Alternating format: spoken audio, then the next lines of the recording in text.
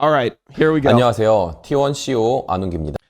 Okay. Hello, everyone. I'm Josh On, COO of T1. Bro, I feel bad for this guy straight up. Let's just talk real quick about what happened. So if you don't know what happened in this situation, people know, obviously, that Zeus ended up going to Hanwha Life. And once the move of Zeus to Hanwha Life came through, T1, mainly Joe Marsh, I should say, who's the CEO of T1, he went out and said that the move was done in bad faith, that this move was done without the interest of the player in mind, saying that essentially it would be better for Zeus to have stayed on T1, but the play, which is the agency of Zeus, was trying to move him, and he insinuated it was because of shady reasons so that they could make more money. Ideally, ideally the whole situation wouldn't really matter to an agency. It was something that the fans ate up because it's like, damn, the agency is against T1. They want T1 to be bad. But why would the agency care? You know, people normally would think that the agency would just get a percentage of whatever contract was best, so they would just do whatever is best in terms of contract. But later on, the play went out and said publicly that they don't even get a percentage of the contract. So there's actually zero incentive for them to move him to Hanwha Life if it is not better for the player. Like, they acted in the best interest of Zeus. So Joe Marsh undermined the play, he kind of painted it out that like Zeus didn't really know what was going on and the agency manipulated him and all this stuff. And later on, when he was accused of all this stuff, where the play like was pretty much said publicly, we didn't do any of the stuff that we're accused of. They made a statement saying that these were not true things. Joe Marsh backed down, and then they started saying things like, oh, well, I wasn't actually saying that. That was just my evaluation of the situation. I wasn't saying that you guys did anything shady. I was just, evaluating it. And that's what I came up with. So they had this idea to try to, backpedal from everything that they were saying originally. Now, T1 is officially putting out a statement and an apology regarding the Zeus situation. But the underlying text here is that most likely they were doing this because of the fact that they were pressured legally into doing this. Because why would you want to talk about this again after the situation seemingly has been resolved months ago? So the reason I feel bad for this guy, Josh On, is this is not the guy that went out and said all the bad shit that got T1 in trouble and all the things that could be potentially illegal to say, right? Without having evidence. It was all Joe Marsh, who is the person that I hate the most in T1. And he's somebody who I think just does a really bad job overall at portraying like what T1 values were before. He's somebody who I've kind of called a like stolen valor type of guy, where when he came in he was like, we're a world championship team. The reason why our team's a world championship team, he said this before the last 2 world championships, right? He's like, and we're gonna lead it like a world championship organization. The reason these NA teams don't win is because they don't know how to, they don't organize themselves like T1 does, a world championship organization. It's like, bro, what do you do? Like, how are you condescending to everyone else? It's like you walked into the most successful and greatest team of all time, and the results actually have not been.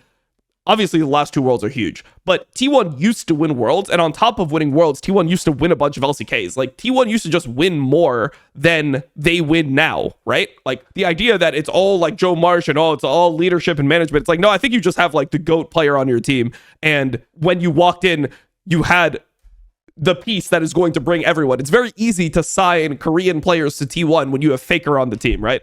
안녕하세요. T1 CEO 안웅기입니다.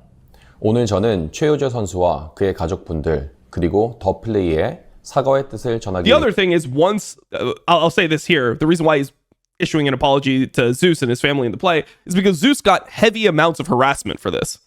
Like, the Zeus was getting completely right, because you have the psychotic T1 fans that blame Zeus. They're like, oh, Zeus is, he's so greedy and like he ruined one of the greatest teams of all time by going to this other team. Like, he's such a piece of shit. Why the fuck is he doing this?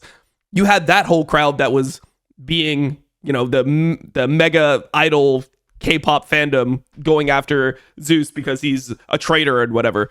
So this was instigated by the comments that Joe Marsh made. 이 영상을 올리게 되었습니다. 저는 지난 6월 21일 T1 간담회를 통하여 최효재 선수의 이적과 관련되어 사과의 뜻을 전하고 이적 당시 과정에 대한 저희 팀의 입장을 밝힌 바가 있습니다. 간담회 이후 지식백과 김성현님의 도움을 받아 최효재 선수의 가족 측과 만남을 가졌습니다. 그리하여 지난 6월 25일 서울의 모처에서 저, 정효연 단장, 더 플레이 강범준 대표, 최유재 선수의 가족 대표 1인이 지식백과 김성애님의 조율로 긴 만남을 가졌습니다.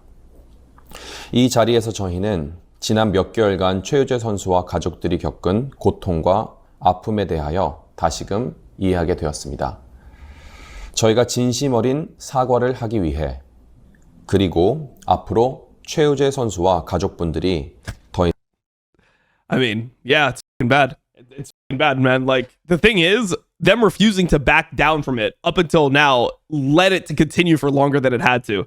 And that's why this apology, I mean, it's nice that they're putting an apology, I guess, but the reality of the situation is they would have never actually issued an apology that makes the org look bad if it didn't come to the fact that maybe the play has legal grounds to sue T1 for the statements they made. 이상 고통받지 않기 위해서 이 발표를 준비하였고 저희의 기존 간담회가 의미가 있으려면 저희가 변화하는 모습을 보여드리는 것이 중요하다고 생각되어 이 자리에 섰습니다. 우선 이적 협상 당시 더 플레이와 최유재 선수가 받은 첫 제안은 선수 입장에서 존중받지 못한다는 느낌을 받을 수 있는 제안이었음을 충분히 공감하며 이 So the contract you offered him was not good.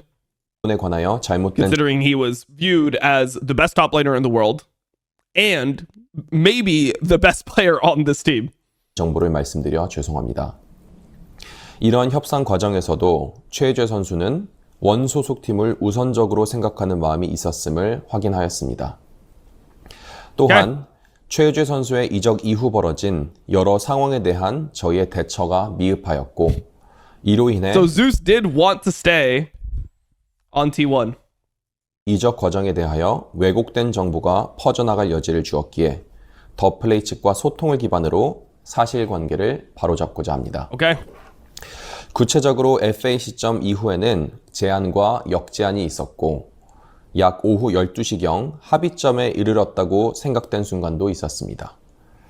이때 더 플레이는 데드라인이 있는 역제안을 받았다고 입장 전달을 하였고 데드라인의 존재도 추후 확인하였습니다. They were saying that the deadline was bullshit. So if you follow the story, it was something about how Hanwha Life said, like, it's at 3 p.m. KST, Korean Standard Time. At 3 p.m., we need to have a decision so that we can decide what we're doing with our team, right? We need this by 3 p.m. And this was apparently communicated by the play to T1, and T1 tried to drag things out, and they were like, oh, you know, we'll come and meet you, and then they were late, and they wanted to have a face-to-face, and the face-to-face, the connotation there was that you would have this face-to-face, and in the face-to-face, you would be able to appeal to his emotions and the fact that he's part of the T1 family, and he wants to be on T1 because it's a team that he just won Worlds on twice, right? And maybe they would have a less good offer on paper than Hanwha Life, but they're going to apparently promise things like through the branding of T1 and through the streaming and through their sponsors that they would be able to get him that money back in other ways than directly in the contract. And the way that the play stated it is it wasn't just at 3 p.m. The play went and instantly signed with Hanwha Life. You know, they gave them time, but after a while they're like, okay, this is dragging on. We know what they're trying to do. And they ended up signing with Hanwha Life. 다만 I shouldn't even say the play. I should say Zeus and the play, because what ended up coming out is that they were just actually acting in the best interest of their player. They just weren't going to let their player actually get and it's something that I assume Zeus was the person that made the final calls on.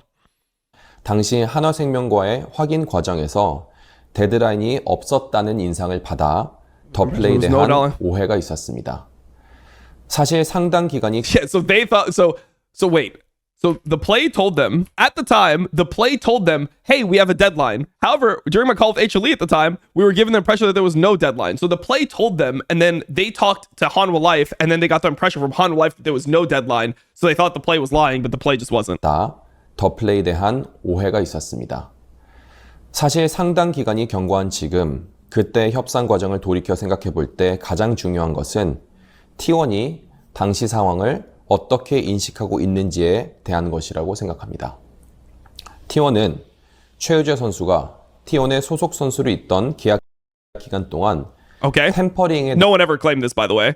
T1 has never suspected any tampering during the period when Zeus was under contract as a T1 player. I haven't heard about this at all. I haven't heard about them suspecting tampering.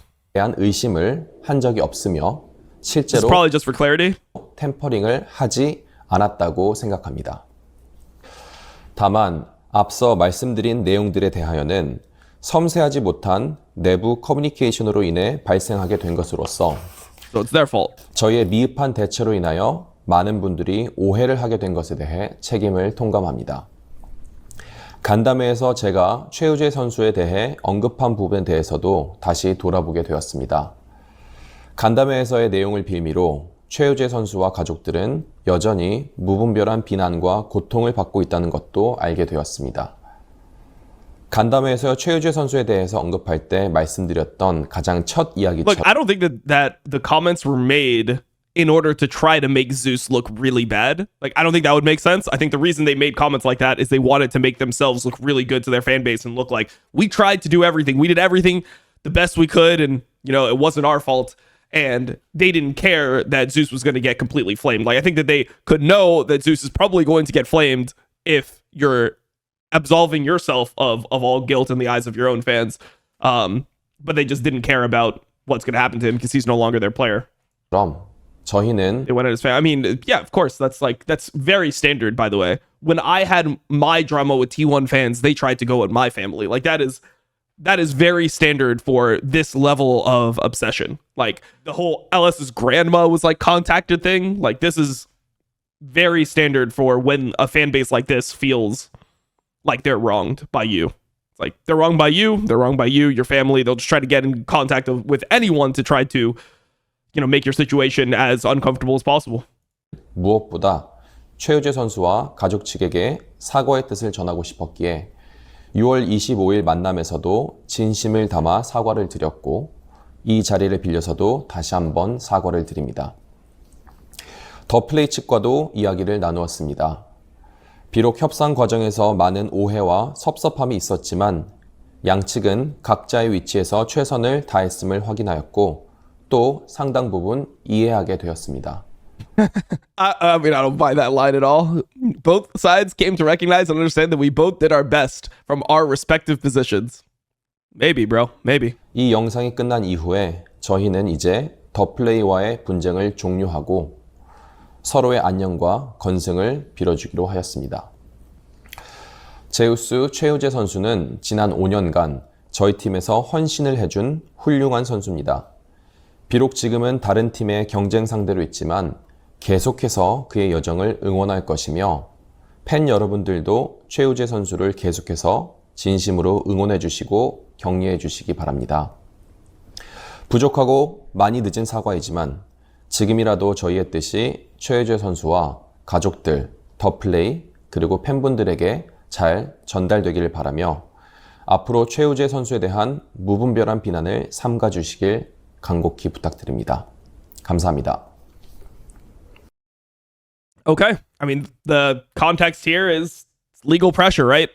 Why else would you ever want to do something that's so humiliating and, you know, makes you look bad or look like you acted poorly 10 months ago or 8 months ago, wherever this was? Your line summary. Zeus said there was no counter offer. T1 said there was no opportunity. There was no deadline. It was all a lie. Okay. Said it was the best treatment. But the rumor that it was a big cut was true. I never said there was any tampering. You guys are misunderstanding. Okay. Interesting. That's a takeaway. I got the impression that there was no deadline.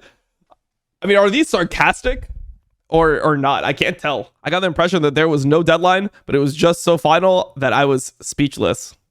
They got the impression, like the fans got the how did you get the impression there was no deadline? What?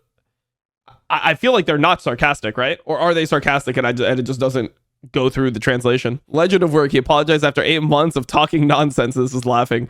In the meantime, the player became a murderer, like viewed as a murderer to the fan base. Is it over if I apologize? Translation is cooking. Yeah, maybe the translations are just bad. I mean, it was very obvious to people that are not directly biased towards T1. I shouldn't even say to people that are biased against T1, right? Because like pretty much everyone who was not a rabid T1 fan came to the conclusion that what T1 was doing here didn't make sense. Because in negotiation, you're going to want your player to just get the best offer possible. And there's nothing morally wrong with you getting like, if your player wants to be on T1 no matter what, then Zeus would just be on T1, right? Everyone knows this. There's no way that the agency has so much control that Zeus is like, please let me stay on T1, I'll do anything. And like, you know, he's the one that has to sign the contract at the end of the day. And then the play just moved him against his will. Like, that is not logical at all. That is some like mega conspiracy shit that doesn't exist. Like, if he wanted to stay on T1, he would just be on T1. There's nothing wrong with Zeus and his agency taking a better offer from an organization that also has a equally or even more competitive roster on paper. Like, outside of the best of 5 that they played to qualify to the to MSI, right? The road to MSI. Outside of that, Hanwha Life had almost the best start to the year possible, right? They won the first split. I mean, these aren't called splits, right? I mean, the second split wasn't even a split. I call them splits because it's very obvious that there was like one split, first stand, another split MSI, another split Worlds. Even though the records carry over, I know how the LCK system works.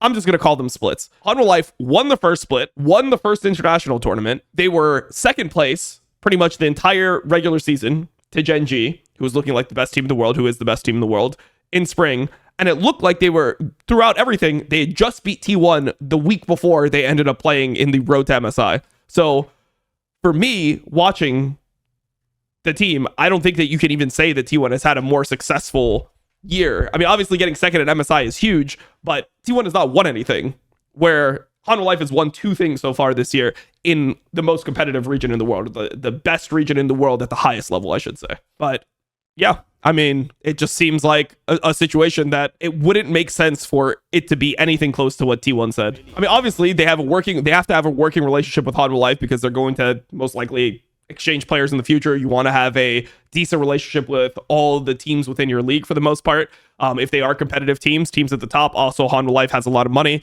So they have to keep a good relationship there. So they thought that they could just throw everything onto the agency. You know, it's like, oh, well, no one gives a fuck. Hanwha Life has fans. Hanwha Life has power. You know, we have fans. We have power.